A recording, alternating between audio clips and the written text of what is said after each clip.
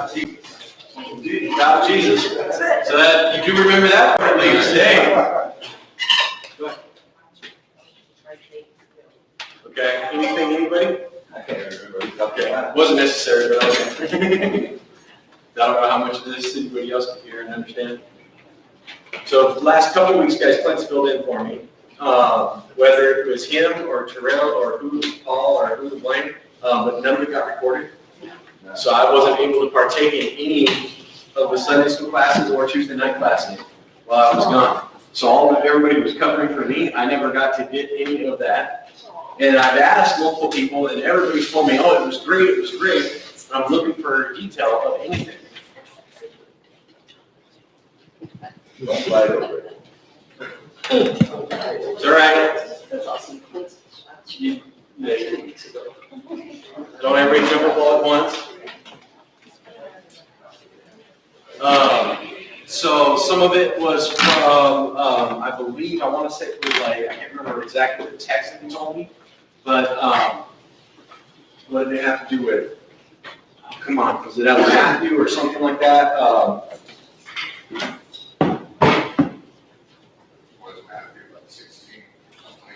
Mm-hmm. You remember? If somebody says something, there's a trigger. Well, that's like, because even he was talking to me about it a little bit on Tuesday night and kind of shared with me a couple things. I think it was Tuesday night, but we were having to come straight into class. And so it was like 5 minutes that we kind of blurted things back and forth at each other, and then I had to run and jump in my own class. And so then I lost it completely. And I hate that. I wanted to get on that. There was a big warning from Jesus, right? You go, whoa, or something like that from him. Be careful, at least this happens to you, something along those lines. Nothing, nobody, trick, nothing. Came back into a lot of the things with the sermons, keeping your eyes on the horizon, then preaching the gospel, seeking, saving the lost. There's a lot of nothing still. Nobody? Jeez, man. You guys are encouraging. At least I know it's not only me. Take solace in that. I'm not the only one you forget. I was just really looking for, guys, just any of the experience, guys. Well, the Lord is an experience. And every bit of Him is an experience. And the thing is that sometimes we hold on to the experience of this world, and because of that, and not holding on to the Lord and the things we've experienced from Him, we really miss out on a whole lot, even of what we're experiencing in this world. All right? And so, I mean, just even this last week, I've had a conversation with my oldest son a couple times kind of about the same thing. We kind of look at things in this world because we're not remembering the things we've experienced about the Lord. And so then the things in this world, honestly, so according to this world, it would be considered normal. But truthfully, according to the Scripture, it becomes perverted. It becomes twisted. What does? Well, you really want me to get one? You. You do what you see and with the way you're looking at things, the way that you're thinking about things and everything else, because what you did experience about the Lord was it kept and applied. So therefore, the things of this world becomes what's real. Well, that's actually not what's really real. What's real is the Lord through and in and working through you in these things that's going on around us. Do you understand? Yes?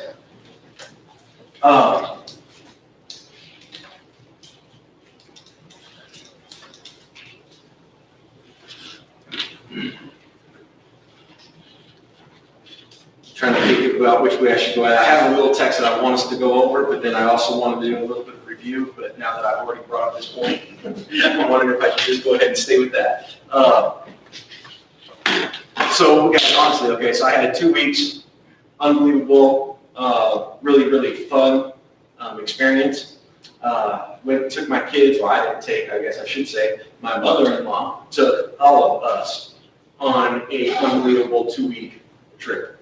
Okay, so that's the real nuts and bolts of it.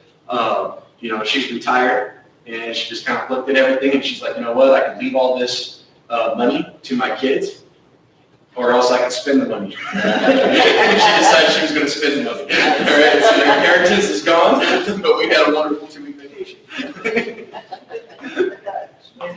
together, all of us, So the first piece of that was Disneyland, okay? And so we were at Disneyland. It was actually like 5 days at Disneyland. 5 days at Disneyland. That's a lot of Disneyland. That's a lot of Disneyland, all right? Yet at the same time, for all of our kids, and man, my kids were troopers. I mean, oh my gosh, they were pushing us to our limits, not the other way around. Like the first day or two, I kind of was concerned, like maybe we're pushing the kids too much, right? Because I mean, we're yelling rides. I don't know, guys, if you remember like the old days or whatever, but you could be standing in line for 2 hours to ride one ride. And so you might be there all day and ride 5 or 6 rides and think that was like a great day at Disneyland, right? Like, as we go every single ride that there is to ride at Disneyland, I mean, oh my gosh. And we were rocking at times like 4 rides an hour. Man, we were just getting it. Times and everything else. But now everything's like, you can do these apps on your phone. And so you can actually see wait times. And so you can like get off of one and see, okay, well, this is only a 5-minute wait time. And boom, get over there and then plan to get to the next one. And like, you can just, I don't know. It was pretty neat and all of that. I felt like, oh my gosh, first 2 days we're knocking things out. Like we're pushing. I'm a little bit concerned about it. And by the end of it, Jennifer was done by about 5 p.m. I was done by about 10 p.m. The kids were like, let's keep on going. And so we went all the way to the midnight hour, which is like when they close, right? And so like the kids were just like, one more ride. We just kept on going, So they got to ride a bunch of things twice. So that was like this neat experience. I've never seen Disneyland fireworks from so many different angles before, which was just neat, and it was, again, just a different experience. So there's just a lot of different things, right? Your kids are getting to experience these things. They've never even been to Disneyland before this trip. I've been there for 25 years. So what I remember about Disneyland versus what this trip was, I mean, night and day. We get off that, we go to my first cruise, kids' first cruise, my first cruise, never been on a cruise before. Very, very neat. Enjoyed a lot of different things about it. I can definitely do it again. After experiencing it, I was very leery myself doing it in the first place. And kind of nervous about it because that's something I've never done before. And honestly, it was very, very cool. The 2-3 days afterwards, of still having the sea legs, had the whole world still going like this, was weird. But it was good. And then I got to see my sister for 3 days. So there was all these wonderful things in a 2-week period of time that was just awesome, right? Got to talk to a few different people about the Lord, quite a few actually, but some of them not as much as I would love to have. In the sense of like the depth, the context, and everything else. But got to share with them. Both Jennifer has 2 older cousins that came and met her husbands. Got to talk to them a little bit. Anyways, it was really, really sweet. We get back, and then all of a sudden, like my kids kind of having some weird different emotions about it, right? Some of them are upset, some of them are this, and all these different weird emotions. And I'm like, wait a minute, man, like what's going on? Like we just came off of like an unbelievable 2 weeks. Where's all this evil, nasty, whining, complaining, sobbing, crying, like everything's wrong? Like, what's going on? And so my oldest in particularly, Canoa, kept talking to him. I'm like, dude, like, what's going on? Well, right now I'm all upset because I wish we were still there. Well, right now I'm upset because and it would be like these different things. And never once was there really a mind of, man, I thank God for the experience that we had. Now, right before that, we had spent 4 days in Mexico with my family in the Bradford family. All of us went down there together. And I don't normally let the kids just stay up all night long. And that one of those nights particularly, Canoa stayed up until like 2 a.m. with me. And on that specific night, there was somebody who was with us in our party that was having a really, really just rough, emotional, spiritually just tore up night, all right, evening. And I started engaging the individual and talking to them about the Lord. And the next thing you know, my dad walks out, and then he sits down. And the next thing you know, Canoa walks out, and he sits down. Canoa's sharing, my dad's sharing, and I'm sharing. All 3 of us are sharing. Yeah? Unbelievable experience. I'm sorry. But it was an unbelievable experience, right? And Noah was just so excited after that, right? Actually, when the following week comes forward and makes a profession of faith. Yeah? I'm not going to be baptized this Sunday, but next week Sunday, if I got that date right? Next week Sunday is going to be baptized, right? So, like, just really, really sweet. All of our conversations have been about the Lord, especially right after that. I mean, just really, really, really, really awesome. But again, we come back off this trip, and all of a sudden it's different. I'm like, son, like, where's your mind at concerning the Lord? Well, I'm not really thinking about it. Like, so instead of looking at everything that you've experienced and being overly grateful and thankful for every little thing, because not everything was perfect, right? I mean, you don't always get to do what you want to do.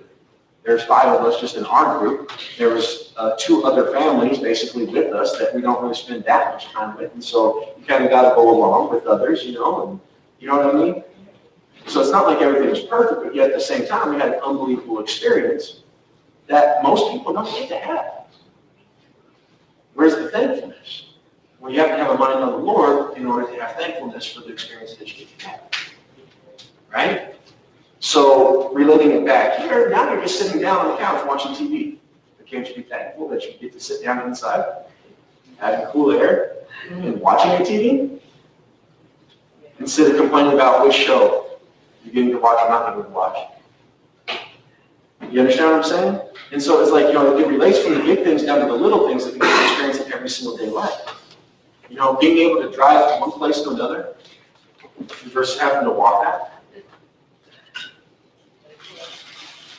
You know what I'm saying? Being able to make it there safely instead of being injured. Guys, there's so many different little things in every single moment that we can constantly give thanks to the Lord, but if He's not what's real and first in our thoughts, then we'll miss out on even the good things and the little things that are happening right there and around. Yeah? And I don't think the Lord wants us missing out on those. And in fact, I think that He wants us to enjoy every single moment that we have. He wants us to enjoy it with Him. Yes. And when our mind's on Him, then we can be thankful for that moment. Yeah? Yep. Yeah. Yeah. Even if the AC goes out. At least the wheels still turn for now.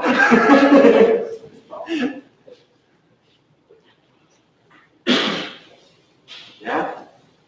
So guys, again, everything that we're going through, everything that we see, everything that we get to experience, and let's be thankful to the Lord. And now notice, if we are, that is our mindset, then what's going to be coming up out of our mouth? The Lord, isn't it? We'll be talking about Him. We'll be sharing Him. Yes? You guys, we'll be testifying to Him to this lost world. Yeah? And we really will be doing it through our actions, because what we'll be living out is thankfulness and happiness. Yeah? And we'll be doing it through our word, because whatever's really in your heart finds a way of coming up out of your mouth. So if you're discontent and unthankful, guess what will come up out of your mouth? Yeah? But if you are thankful, then what will be coming up out of your mouth? You understand? And guys, what that is that what it'll lead to is praises to the Lord. Okay? And I think that we should live all of our days of our lives, and guys, rejoicing in our Lord. Yeah? In the salvation. Guys, again, you look at what we truly deserve, and then God gave us salvation. We didn't deserve it. So everything else is just a bonus after that. You know what I mean? But at the same time, man, we should be thankful. We should be thankful for the clothes, the shoes, the car, the this, the that, whatever it is. Yeah? The house. Yeah? Congratulations, by the way, guys. So the 5 year over. See how it is done.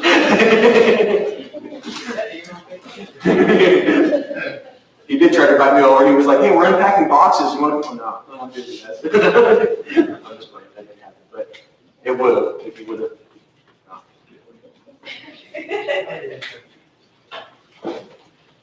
Yeah, guys, man, let's be thankful to the Lord, thankful to Him always. Amen. All right, guys.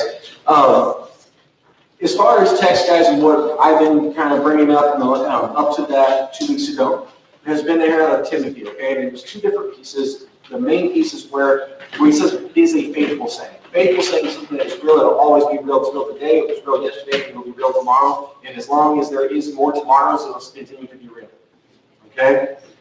So the one that we left off on was out of actually 1 Timothy chapter 1.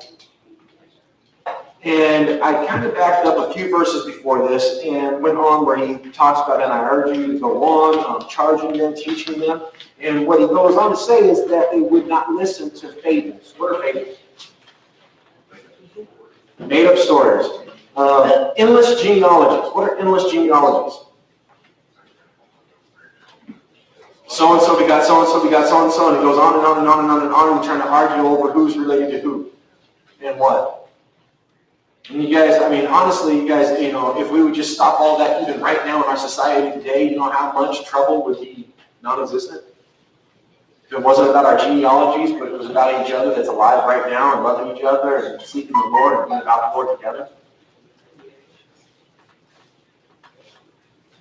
I mean, honestly, guys, a lot of racism that goes on today would not even be if it wasn't, we weren't sitting there talking about what was instead of talking about what we have right now and what the Lord has done for us and what we could be about right now together, no matter what our race, color, background, country, or whatever. It's because what they don't do is they don't edify. They don't edify. They don't lift up anybody's faith and reality in the Lord. And he says, but there is this faithful saying. He says, in the grace of the Lord,